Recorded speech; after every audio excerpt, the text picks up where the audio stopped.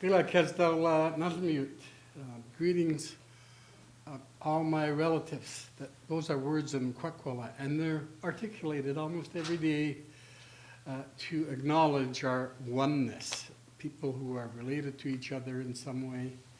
And there's another thing my granny used to say to me all the time. She's not here, of course, anymore, but she used to say,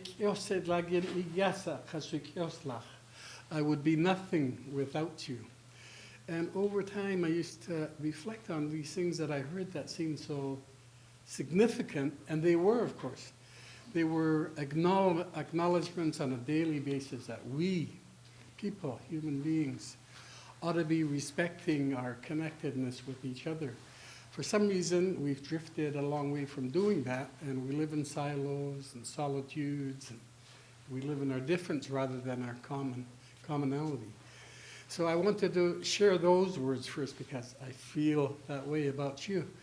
And I want to tell you that I'm moved by your presence. You're not here by accident or luck. You obviously are interested in how you work with other people.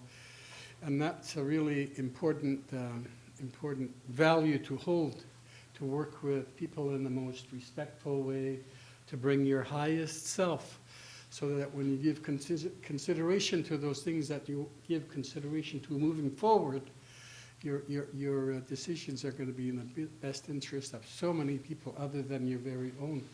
So I really honor your presence, and I'm happy to be here. I'm going to say a prayer in Kwakwala. It's a language that's spoken by about 50 people left on this earth. One time when I was a little boy, I spoke Kwakwala fluently, and every little kid spoke Kwakwala. And I went to this residential school, and there were about 7 or 8 distinct language groups in the play yard. By the time I left her a few years later, and they all spoke their languages, we spoke our languages. When I left her a few years later, there was not a single word of any of those languages evident on the playground. So when I say the prayer, of course, I want to say it in this language that is so clinging so desperately to survival, because it's important to connect with the Creator in those ways as well. So as I say the word in prayer, of course, all of you hold things that are dear to you. You hold values and principles and care for others. You think about those things that are important to you as I say this prayer in Kwakwala.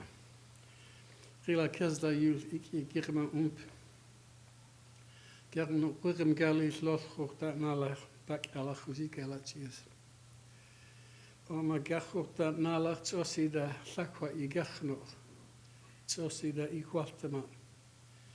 Cha ola melachs igna kwalach ganwch bibakwynig.